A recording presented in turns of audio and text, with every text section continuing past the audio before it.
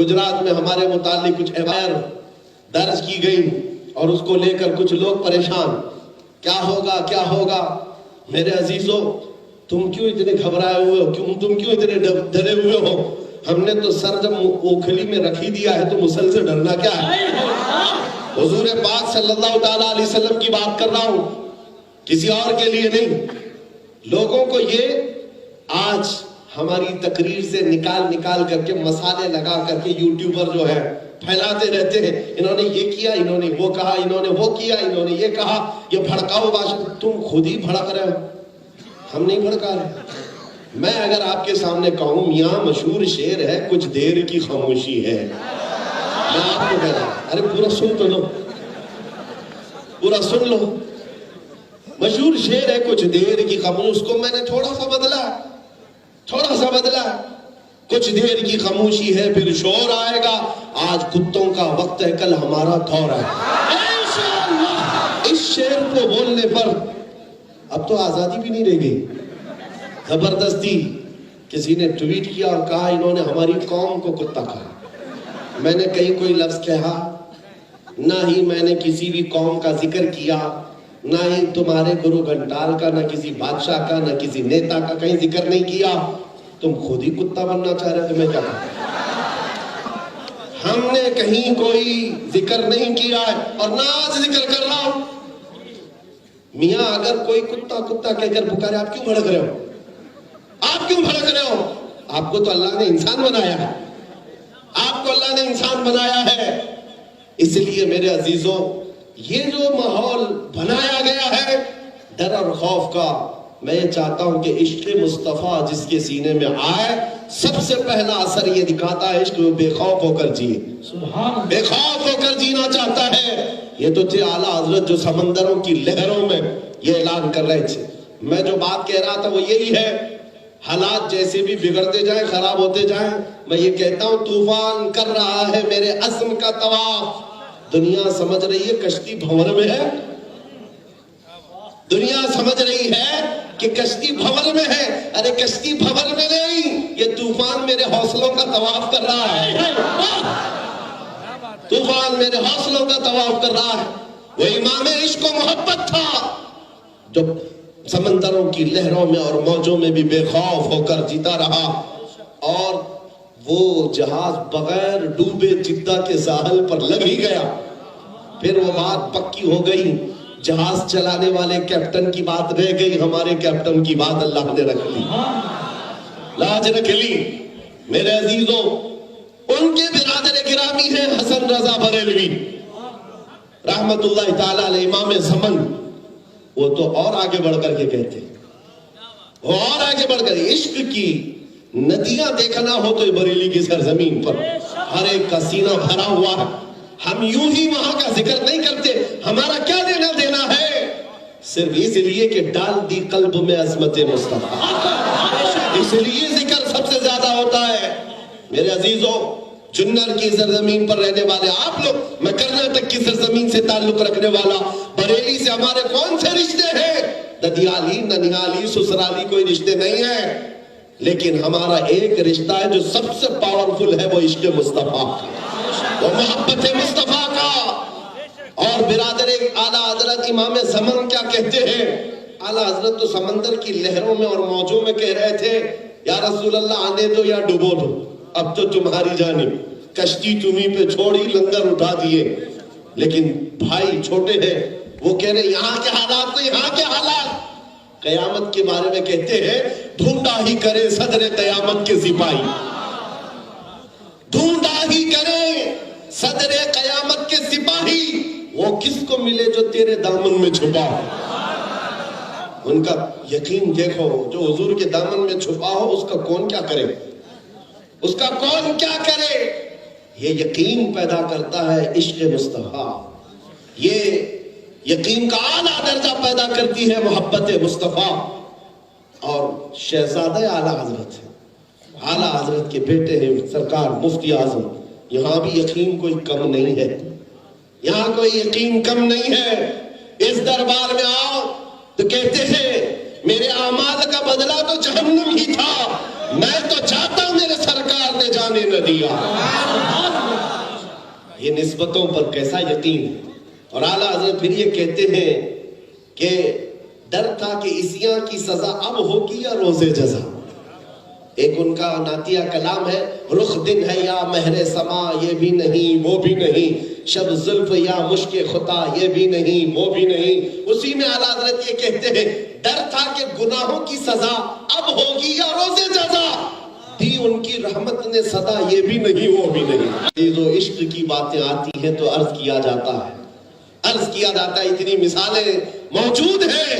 اور پھر میں اپنی گفتگو میں اس نام کو کیوں نہ لوں جس نے ہمارے زلف برہم کو سنوارا، ہماری پلک نوک کو جس نے سدھارا ہے، وہ نام ہے تاج شریعہ بدر طریقہ. اعلیٰ حضرت کے علوم کا جانشین کم نہیں ہے، بے خوف ہو کر جینے والا، وہ تقوی و طہارت کا امام. یہ کہتا ہے مجھے کیا فکر ہو اختر، مجھے کیا فکر ہو اختر، میرے یاور ہے وہ یاور، بلاؤں کو جو میری خود گرفتار بلا کر دے. بستی بستی قریہ قریہ تاج الشریعہ تاج الشریعہ تاج الشریعہ ایزان تاج الشریعہ. یہ باتیں کہاں سے آتی ہیں؟ یہ بے خوف ہو کر جینا کون سکھایا ہے؟ زمینداری نظام نے نہیں، نیتاؤں کی چاپلوسی نے نہیں، سیاست کے گلیاروں نے نہیں. بے خوف ہو کر کوئی چیز جینا سکھاتی ہے وہ عشق مصطفیٰ کی دولت ہے، عشق مصطفیٰ کی دولت ہے. جانتے ہو اس دور سے بھی زیادہ خطرناک وقت آ گیا تھا ایمرجنسی کا. بوڑھے حضرات جانتے ہوں گے، ہاں جو پرانے حضرات ہیں وہ جانتے ہیں اندرا گاندھی کے زمانے میں ایمرجنسی کا نظام ایسا آ گیا تھا، پکڑ دھکڑ ایسی تھی، نظام کچھ بھی نہیں ہے، جو چاہے وہ ڈکٹیٹرانہ نظام تھا، کوئی کچھ نہ بولے، بس ایک کی حکومت.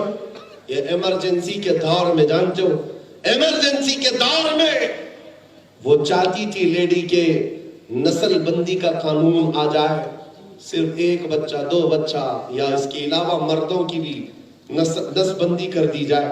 اس سلسلے میں خطرہ تھا حکومت کو تو صرف اور صرف یہ مدارس سے یا علماء سے، کیونکہ ان کی پوری قوم ان کی سنتی ہے. تو حکومت نے پہلے وہ بھاڑے والوں کو بلایا، کرایہ والوں کو جو ان کی کرائے پہ چلتے تھے، ان مولویوں کو بلایا، کہا دیکھو ایسا ایسا پلان ہے. سب نے کہا آمنا صدقنا، حکومت آپ کی ہم بھی آپ کے، نسبندی کو قانون میں بنا دیا جائے گا. اب جو خطرہ تھا حکومت کو بریلی سے تھا کہ یہاں سے بھی اگر پاس ہو گیا تو سب ہو جائے گا. اور اس وقت بریلی میں کون بیٹھا تھا؟ شہزادہ اعلیٰ حضرت. حکومت کی طرف سے پرستاو آیا اور یہ فتویٰ پوچھا گیا نسبندی کیا ہے، مسلمانوں کے لیے اس چیز کا ہونا چاہیے کہ نہیں. سرکار مفتی اعظم ہند کو یہ بتایا بھی گیا، قانون لایا جا رہا ہے. آپ نے فرمایا نسبندی اسلام میں حرام ہے حرام ہے حرام ہے. کہا گیا حکومت یہ چاہتی ہے اور کئی علماء اس میں آ گئے ہیں.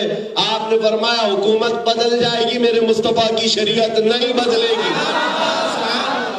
اس دور میں جانتے ہو یہ فتویٰ جب نکلا تھا، جو بزرگ وہاں بریلی میں موجود ہیں وہ فرماتے ہیں اس فتوے کے پرنٹ کرنے پر بھی پابندی تھی. جس نے چھاپا تھا وہ پورا پریس جلا دیا گیا، اس کے پریس کے مالکان کو گرفتار کیا گیا، جنہوں نے دیواروں پر پوسٹر لگائے تھے اس فتوے کے ان کو گرفتار کیا گیا. لیکن قانون کو نہ بننا تھا نہ بنا، اور شہزادہ اعلیٰ حضرت کی زبان سے جو بات نکلی 2 سال نہیں گزرے تھے حکومت کا تختہ پلٹ ہی گیا.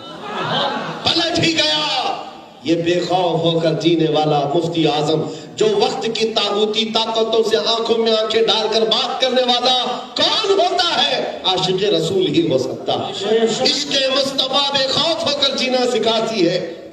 میرے عزیزوں، آج تمہارے دلوں کے اندر یہ چیز میں دینا چاہتا ہوں کہ اپنے دلوں کو حضور کے لیے رکھ لو. اعلیٰ حضرت فرماتے ہیں دل ہے وہ دل جو تیری یاد سے معمور رہا، سر ہے وہ سر جو تیرے نام پہ قربان گیا. انہیں جانا انہیں مانا، نہ رکھا غیر سے کام، للہ الحمد میں دنیا سے مسلمان گیا. عزیزان گرامی وقار، حالات کی پیچیدگیاں، حالات کی خرابیاں، لوگ بار بار ہمیں یہ توچن دیتے ہیں، تانا مارتے ہیں کہ تمہارے حالات اتنے خراب ہو گئے، اب کیا ہوگا تب کیا ہوگا. میاں ہم کہتے ہیں ہم یہ تاریخ تو 1400 سال سے پڑھتے آ رہے ہیں، ہم نے کربلا بھی سنا ہے، ہم نے بدر بھی سنا ہے، احد بھی سنا ہے، خندق بھی سنا ہے. اسلام کو ختم ہونا تھا تو شہزادہ رسول کے قتل پر کربلا میں ختم ہو جاتا، اسلام ختم ہو جاتا. لیکن اسلام کی یہ اس کی آئیڈینٹی ہے، اس کی اسپیشلٹی ہے، اسلام زندہ ہوتا ہے ہر کربلا کے بعد. اس کی خصوصیت ہے، اسلام زندہ ہوتا ہے ہر کربلا کے بعد. اس پر بھی کچھ لوگوں کو آپتی ہے. میرے اس بیان کو بھی لے کر کے کہا ہے بھڑکاؤ بیان ہے. انہوں نے کہا ہے ابھی کربلا کا آخری میدان باقی ہے. یہ تو میرے دین کی سچائیاں ہیں. نبی پاک صلی اللہ تعالیٰ علیہ وسلم نے جو بشارت دی ہے کیا میں وہ بھی نہیں بیان کروں گا؟ حضور نے فرمایا قیامت کے قریب سورج پچھم سے نکلے گا. حضور کی بات پر یقین ہے یا نہیں؟ نبی پاک صلی اللہ علیہ وسلم نے فرمایا قیامت کے قریب دجال آئے گا. حضور کی بات پر یقین ہے یا نہیں؟ نبی پاک صلی اللہ تعالیٰ علیہ وسلم نے فرمایا یاجوج ماجوج آئیں گے، پوری دنیا میں فساد مچائیں گے. حضور کی بات پر یقین ہے یا نہیں؟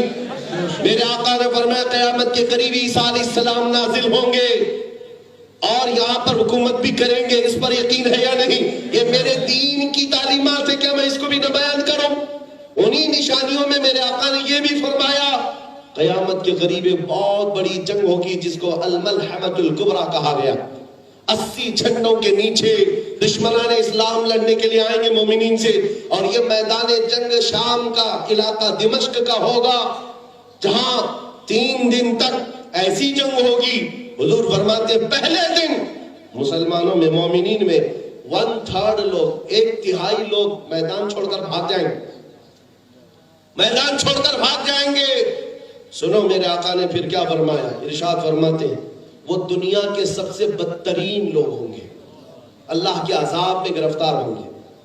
اور دوسرے دن میرے آقا فرماتے ہیں 1/3 1/3 تو قتل ہو چکے ہوں گے، شہید ہو جائیں گے.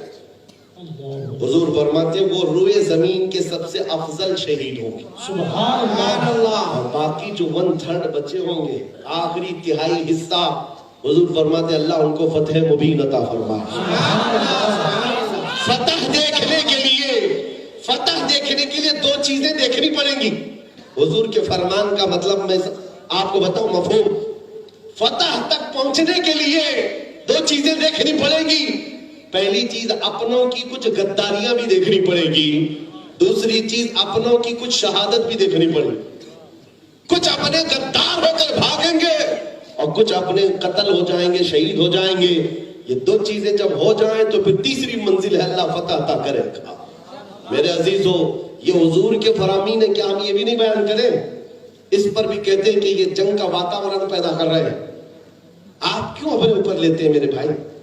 ساری چیزیں اپنے اوپر کیوں لیتے ہیں؟ ہم تو اپنے ان بچوں سے کہہ رہے ہیں نہ گھبراؤ مسلمانوں، ابھی خدا کی شان باقی ہے، ابھی اسلام زندہ ہے، ابھی قرآن باقی ہے. یہ ظالم کیا سمجھتے ہیں روز ہم سے الجھتے ہیں، ابھی کربلا کا آخری میدان باقی ہے. اس بات کے لیے میرے عزیزوں بڑے سمپل انداز میں سمجھنے والا سمجھ سکتا ہے، میرے دین کی تعلیمات ہے، میں بیان کر رہا ہوں. میری شریعت کا یہ حصہ ہے جو میرے آقا نے بیان فرمایا. عزیزان گرامی وقار، میری تقریر کا خلاصہ اور آخر لب لباب صرف یہی ہے، ان کے جو ہم غلام تھے خلق کے پیشوا رہے، ان سے پھرے جہاں پھر آئی کمی وقار میں. آج آپ کو ضرورت اس بات کی ہے آپ خود پہلے حضور کی شریعت سیکھ لو، پہلے اسلام کو سمجھ لو. آپ کو جب اسلام نہیں معلوم ہوگا تو دوسروں پر کیا آپ اعتراض کریں؟ کون ہماری مسجدوں کو توڑے، کون ہماری خانقاہوں کو برباد کرے، کون ہمارے معبدوں کو، ہماری شناختوں کو ختم کر رہا ہے؟ یہ الزام بعد میں لگاؤ، مجھے رہزنوں سے غرض نہیں، تیری رہبری کا سوال ہے، تیری رہبری کا سوال ہے. چور اگر تمہارے گھر میں داخل ہو کر چوری کر لیا، چلا گیا، کوستے بیٹھے رہو کہ چور ایسا تھا، کالا تھا، چور لمبا تھا، چور موٹا تھا. میاں چور کی چیزیں آپ کیوں گنا رہے ہو؟ چور کا کام ہے چوری کرنا. تم کیا کر رہے تھے گھر میں؟ تم اپنے گھر میں کیا کر رہے تھے؟ اسی لیے آج ذمہ داری تمہاری ہے، دین اسلام پر پورے عمل تو کرو. حضور کے اخلاق کیا یہ تقریروں میں بتانے کے لیے؟ حضور کی سنتیں کیا یہ مولویوں کے لیے ہیں، مسلمانوں کے لیے نہیں؟ نبی پاک صلی اللہ تعالیٰ علیہ وسلم کے متعلق آپ سے میں ایک سوال کروں. کیا تمہارا یہ ایمان کہتا ہے کہ پوری روئے زمین پر سب سے حسین چہرہ میرے آقا کا تھا؟ تمہارا ایمان کہتا ہے؟ مانتے ہو کہ نہیں مانتے ہو؟ حضور کا چہرہ سب سے حسین تھا، تو پھر اس چہرے کی طرح ہمارا چہرہ کیوں نہیں بن جاتا؟ سبحان اللہ، اس چہرے کی طرح بننے میں کیوں پسو پیش؟ تم تو مجرا کرنے والے ٹک ٹاک والوں کے پیچھے بھاگتے ہو، جن کے چہرے کا حال یہ 4 دن پاؤڈر نہ لگائیں، لالی نہ لگائیں تو پھر یہ بوڑھے دکھنے لگ جائیں۔ یہ میک اپ کی دنیا والے جن کے پیچھے تم بھاگ رہے ہو، جوانی کی چکنائی جب ختم ہو گئی تو ان کی طرف دیکھنا بھی لوگ بھول جائے۔ میرے عزیزو، وہ غازہ حاصل کرو جو عشق مصطفیٰ سے آتا ہے، محبت مصطفیٰ سے آتا ہے۔ آپ کی آنکھیں دیکھی ہیں نہیں دیکھی مجھے معلوم نہیں، لیکن جن آنکھوں نے شہزادہ اعلیٰ حضرت وارث علوم اعلیٰ حضرت تاج الشریعہ کو دیکھا ہے کسی نے تو جانتے ہوں گے، وہ عظیم حسن تھا، وہ عظیم حسن تھا 75 سال کی عمر میں، 75 سال کی عمر میں۔ ارے جوانوں کو دیکھنا بھول جائیں، اس عمر کو بھی دیکھنے لگ جائیں، اور جو دیکھے وہ پلکیں جھپکانا بھول جائے۔ ہندوستانی تو ہندوستانی ہے، عراق کے لوگ، شام کے لوگ، مصر کے لوگ ان کو دیکھنے کے لیے ٹوٹ پڑتے ہوئے میں نے دیکھا ہے، حالانکہ ان کے ہاں حسن و جمال خوب ہے۔ مصر میں حسن کم نہیں ہے، شام میں حسن کم نہیں ہے، عراق میں کم نہیں ہے، باوجود اس کے ایک چہرہ ہے جو سب کو کھینچ رہا ہے۔ اس کا مطلب یہ ہے، خوبصورت کا مطلب گورا ہونا نہیں ہے، عشق مصطفیٰ خوبصورتی ہوتی ہے۔ جس کے چہرے پر ہو پھر رنگت نہیں دیکھی جاتی، وہ کھینچ لیتا۔ اس لیے گلیمر کی دنیا سے نکل آؤ، یہ فیشن کی دنیا سے نکل آؤ۔ اے نوجوانوں، ساری عزت میرے مصطفیٰ کے قدموں میں ہے، ہم سب کی عزت و آبرو مصطفیٰ سے وابستہ ہے۔ آؤ اسی دربار میں جس دربار میں غلامی کرتے کرتے ابو بکر صدیق بن گئے، جس دربار میں آنے والے عمر فاروق اعظم بن گئے، اس دربار میں آنے والے عثمان ذو النورین ہوئے، اس دربار سے رشتہ رکھنے والے علی بن ابی طالب وقت کے اسد اللہ الغالب حیدر کرار بن گئے۔ جو آیا وہ پایا ہے، اور وہ تو صحابہ تھے جو اس وقت پائے تھے، لیکن زمانہ بیت گیا، صدیوں گزر گئی۔ بریلی کا امام دیکھو، امام احمد رضا خان، احمد رضا خان ہی ہے، پٹھان قبیلے کی ہی ہے، لیکن مصطفیٰ کے قدموں سے جب وابستہ ہو جائے تو چپے چپے سے آواز آتی ہے، عشق محبت، عشق محبت، ہر جلسے میں نام ہی نام ہے۔ وفا چنے تو ہم تیرے ہیں، یہ جہاں چیز ہے کیا، لوح و قلم تیرے ہیں۔ اس سے آس لگا کر بیٹھنا چھوڑ دو، حکومتیں آتی رہتی ہیں جاتی رہتی ہیں، کوئی تمہارا پرسان حال نہیں، سب ایک لالی پاپ دے کر کے 5 سال گزار دیں گے، اور ایک چاکلیٹ دے کر جیسے بچے کو بہلا دیا جاتا ہے ایسی حالات کریں گے، کچھ نہیں دے سکتے۔ کیا دیں گے جن کے دامن خود ہی خالی ہو، جو خود ہی لوٹ مار مچائے ہو، وہ ہمیں کیا دیں گے؟ ہاں دے کوئی سکتا ہے، کون دیتا ہے دینے کو چاہیے